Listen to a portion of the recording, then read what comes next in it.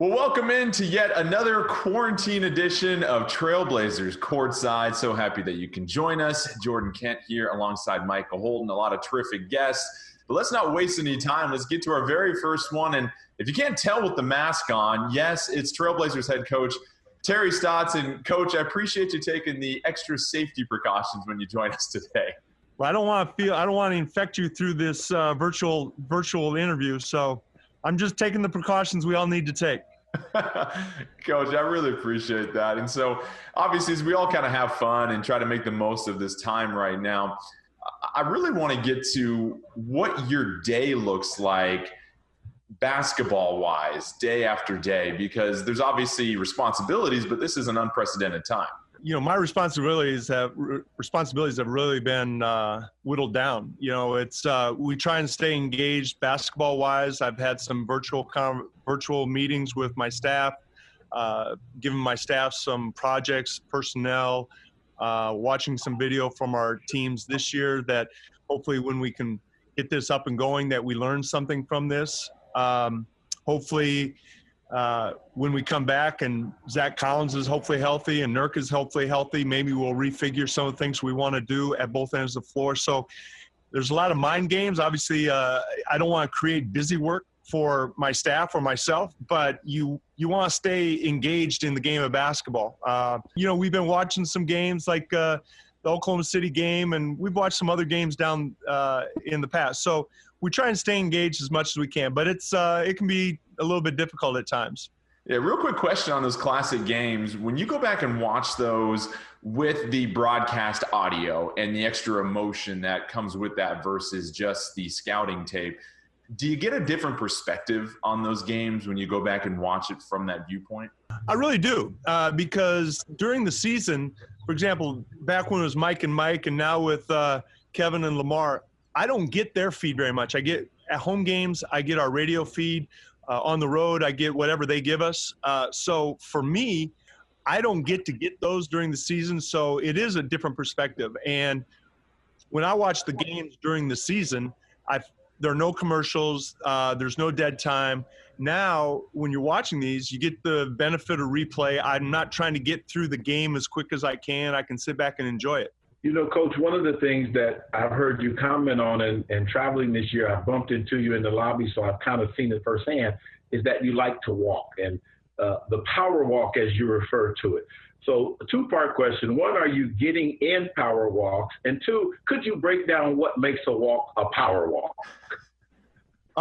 Well, that's a 2 or 3 part question. One is I'm doing a lot of walking. I think I see more people out on my walk now, obviously, than during regular time. But I broke a milestone in March. I got 100 miles in, and I'm already up to 65 miles in the month of April. So I try and go. I've upped it to where it's about usually about 6 miles a day now instead of 5. And a power walk for me is a pace. If you ask some of my staff members or anybody who's walked with me, they usually walk with me once and they say that's enough. But I walk at about a 12:30 or 12:45 mile. Wow. Okay. And then, Coach, on the basketball side, I know technology is a big part of coaching today, even pre-pandemic. But now when you look at technology and meeting with your staff and interacting with your players, is it more review of this season and things that you've done, or is it about preparation and development? It's probably more about preparation. We're not allowed to really have any physical contact with our players. So, you know, the development, all the players are kind of on their own as far as staying in shape and working on their game and doing what they can do during this period of time. For me, as a coach right now, it's a lot about the preparation when we ramp it back up. One is, are we going to have a season? Two, if we do, how much time are we going to have to prepare going into that? So there are a lot of question marks. So, you know, it's a lot of doing mental gymnastics of what if this, what if that, and what do we want to do? How much do we bring anything new from an offensive standpoint? Defensively, can we change our concepts because we're adding 2 defensive 7-footers? So there's a lot of, like I said, a lot of mental gymnastics in preparation. Coach, you mentioned Nurkic and Zach Collins. Anything you can comment on as far as how they're doing and the communication you've had with them over this extended break? First of all, Nurk was scheduled to come back. So I would anticipate that he would be able to come back with very, very few limitations, if any. Zach is another story. I really can't comment, but I think, optimistically, we would have gotten him back for the playoffs. And today was April 15th was the last game of our season. So, optimistically, he would have been back today and preparing for the playoffs. So I can't say that is the case, but that was kind of the hope for him going after his surgery. And then how do you think things would have changed on the court? Because you mentioned you would be adding 2 7-footers that are so well equipped on the defensive end also. Yeah, when you add 2 guys like Zach and Nurk and what they can contribute at the defensive end, let's face it, that's where our struggles were this year. I know everybody likes to talk about offense and passing, and when they're analyzing players, they always analyze their offense first. But the reality is that our defense wasn't very good. Our defensive rebounding wasn't very good. Our pick and roll defense was average at best. So there was a lot of room to grow defensively. And when you add 2 experienced defensive players, you would think that we would be better at the defensive end. Coach, talking about having 2 7-footers on the floor added in Nurk and possibly Zach, would that impact your pick and roll coverages as well, particularly with the versatility of Zach Collins? Yeah, we've talked about that. Do we get more aggressive on the ball, knowing that we got if we're playing 2 7-footers together, can we be more aggressive on the ball and knowing that we have more help behind us? Can we maybe switch more, knowing that if we do get beat off the dribble, that there's somebody behind us to help? The challenge is if one of them is guarding a 3-point shooter in the corner, how much do we help out of the corner? You remember the game at Phoenix where Aaron Baines hit some shots. So do we concede maybe a few threes and protect the paint, protect the rim a little bit better, since that's our defensive strength? So we've talked about how we can be better defensively, but you're right, Michael. It comes into some of the X and O's with our pick and roll defense. And, historically, when we've been a good defensive team, we've had our bigs drop and protect the paint. That hasn't worked as well this year, but having 2 of them out there for, half the game, then maybe we can adapt and take advantage of that. Talking about technology, Coach, as you interact with your players, pre-pandemic, I'm sure there was a lot of video that was disseminated either to players by their cell phone or assistant coaches sitting with them. Are you continuing to break down video and distribute it to players in the same fashion? Well, what we've done is we've told our players that any video that they want, we can make available to them. And, it's hard to send it out en masse, but what we want to do is have that available to them so that they can, whether it's their minutes or a certain game or whatever it is, the practicality of doing a video session online with a Zoom, I don't know how practical that is, but I do think it's important that they have the resources available to them because they're smart. Look, we've got a somewhat veteran team, but they know what they're looking at and they understand the game. So especially at this stage when it's a little bit removed from the season and there's not the anticipation of getting ready for next game, that they can sit down at their leisure and watch the game and see what they think about whether it's individual or team. Now, Coach, recently Dame hopped on with Ernie Johnson and talked about how he has the confidence to let it fly from half court sometime. And we're not talking about the end of a quarter situation or anything like that. My question to you is, have you mentally prepared for that moment when it's the middle of a quarter or the middle of a run and Dame just unloads one from beyond half court? Yeah, actually, he prepared me for that before this whole pandemic. I think it was about a month before it happened. He was shooting it pretty easy from half court and asked Coach, "What do you think when I come down and do this?" So I didn't say yes, I didn't say no, but I'm definitely prepared for it. And I got to ask you, when that happens in a game, I mean, he's got to be on a pretty good stretch run to do that. He's got to hit a couple before he goes ahead and lets that go from half court, right?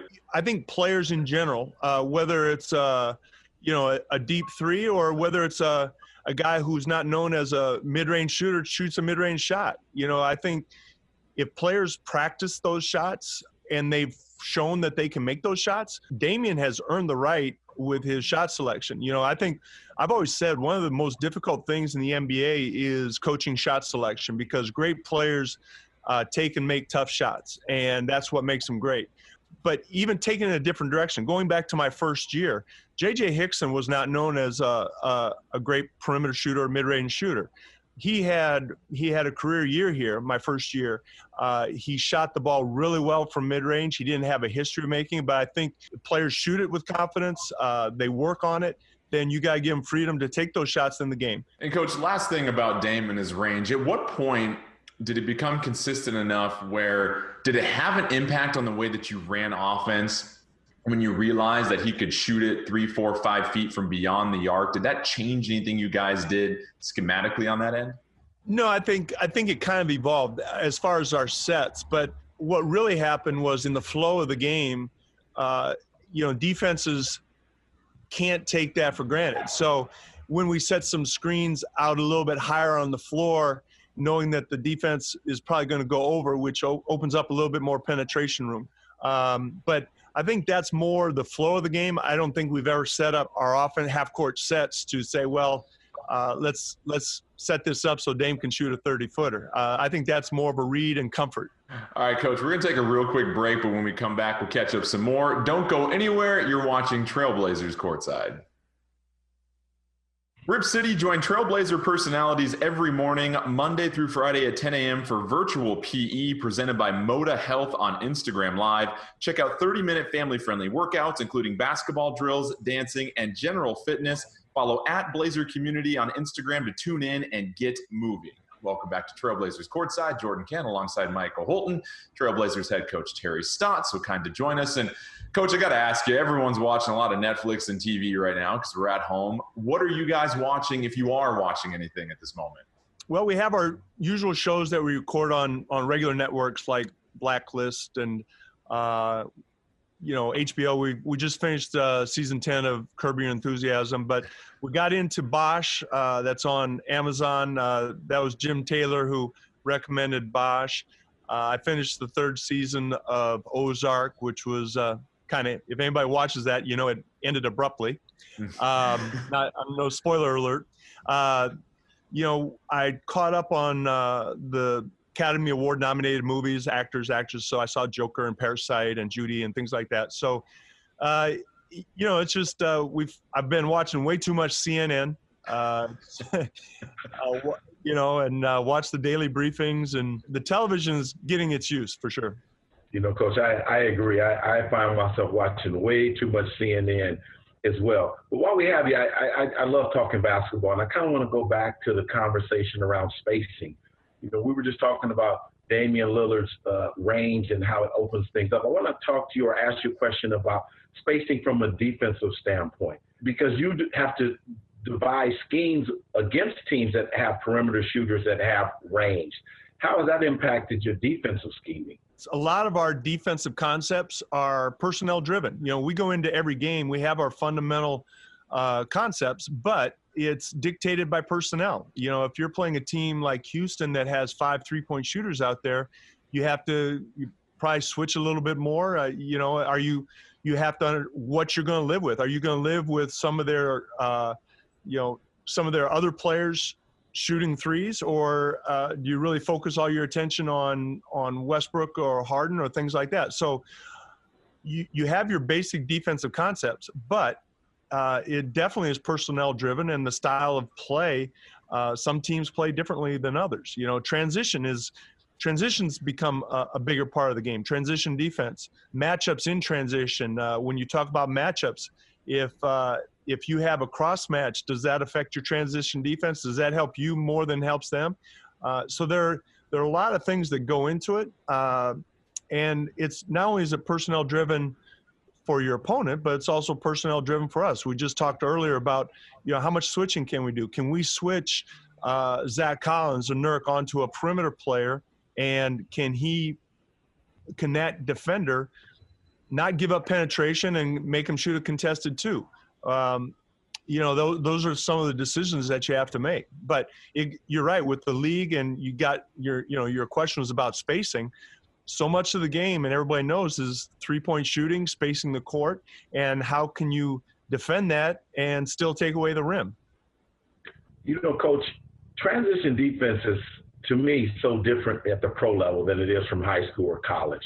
The game is so fast, players are so smart, and personnel groupings are so different. Can you talk just generally how you build your transition defense? Because high school and college are still running to the paint and building out. And in the pros, you can't do that. So do you start your defense with the pickup point of the ball, and do you run defensive lanes in transition? What are those general concepts?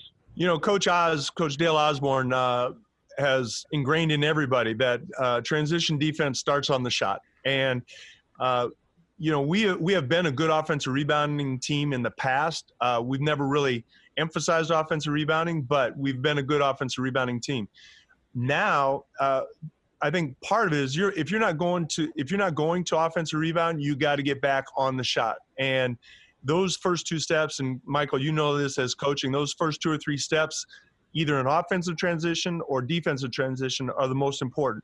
If you're slow reacting, then you're going to be behind the play. So it starts on the shot, and it's particularly if you're in the corner, if you take a corner shot or someone takes a shot and you're in the corner, you're on the baseline, you have to make a split-second decision on whether to go to the offensive glass, because weak side rebounding can be effective. But if you're not, then you got to get back. I think our guards, it's difficult for our guards because they're kind of hanging out at the 15, 18-foot range. Do they have a chance to get a ball? And then does somebody get back? Not gambling in the backcourt.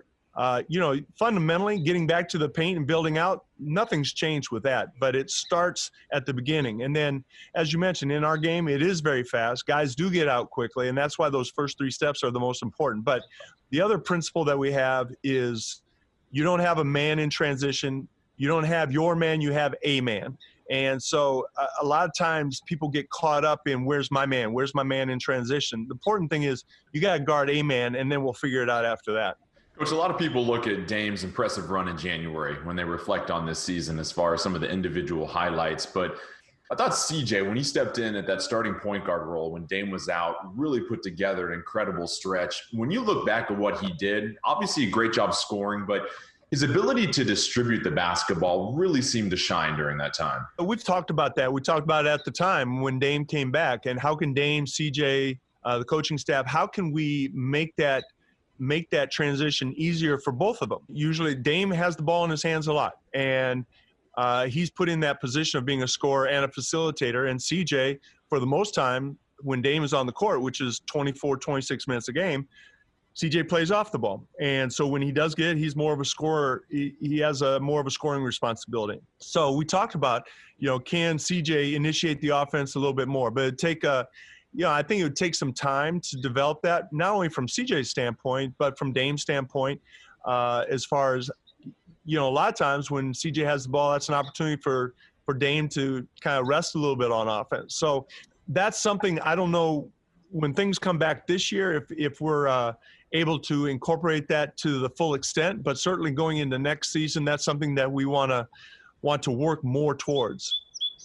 And Coach, you look at the addition of Carmelo Anthony to this team, and you had just said Dame does have the ball in his hands a lot, and Carmelo is a player that has also had the ball in his hands a lot. But during that run in January where this team was probably playing its best basketball, it seemed like the ball movement worked really well with Carmelo on the court as that third scorer, with CJ also spacing it. Can you talk about why he was such a good fit when you look at how Dame likes to have the ball, Carmelo likes to have the ball, but that spacing works so well for you? When you talk about that stretch, it starts with Dame. I mean, he was incredibly efficient scoring the ball. You look at his shooting percentages during that, both from 3 and from 2. It might have been the most efficient stretch of basketball he's played from a scoring standpoint. What gets overlooked in that stretch is that he averaged almost 10 assists per game as well. And, when you're that efficient offensively and you're creating opportunities because of your efficiency, you're creating opportunities for your teammates, the team is going to look good at the offensive end. I mean, it's that simple. Coach, when you talk about, Dame and his skill set and CJ and his skill set, and we're all aware that this season, everybody you had to deal with a lot of injuries. How delicate is chemistry when you have key players out and coming back? And just take the Dame and CJ situation where Dame was playing great. He missed a few games. CJ was playing great. And now you're trying to deal with the chemistry issue of bringing it back together. Our best years since I've been here, we've been very fortunate in not very many injuries. So you do build chemistry whether it's who's on the floor with you, knowing when you're going in the game, knowing when you're coming out of the game. There's just a comfort level that I think builds on itself at both ends of the floor. I've always been a big believer in chemistry and players playing with a comfort level. When you have injuries, and it kind of goes back to Michael, you played in the CBA when you had players coming in and out, and you're trying to get a rhythm to the game, and you've got new guys coming in and out. When you add new players, if you make a trade during the season, incorporating new guys, having the offense, you have more of you don't have the full package of sets that you usually run on offense. So it can be challenging, but you look around the league, you're going to have injuries, and every team has those challenges, and you got to work through them. That's why 82-game season, it's a test of endurance, and it's a test for players and coaches. Coach, as a follow-up to that, early this season, the team signed Carmelo Anthony. He came in and has had an impact, clearly. But what he brings also is a player that you can play through. He works against the shot clock, and you can play more isolation.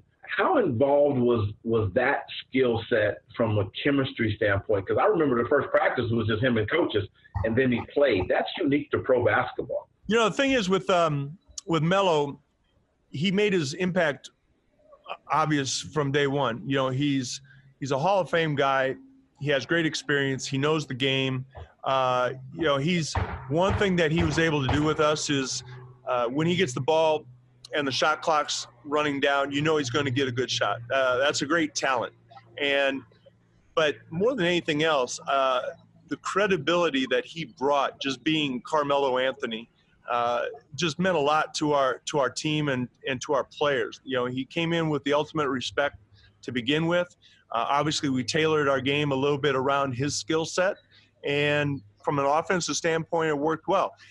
Defensively, let's put it this way: our defensive numbers weren't good before Carmelo; they weren't good after Carmelo. But offensively, he was able to sustain us at a certain level. Well, Coach, before we let you go, we do know that it was a difficult week for the team, and especially your guys' standpoint from the staff with the passing of Zach Cooper. And I know you had some comments that you made and put out there, but just wanted to hear more from you as far as what he meant to this team and what you'll remember most about him.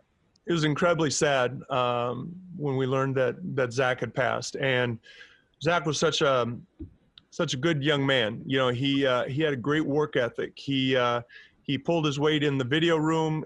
We asked him to work with players. He's able to get out and play with the guys. He developed really good relationships, obviously with the coaching staff, but also the players. And it's just a tragedy, and that's an understatement when someone that young leaves the earth way too soon.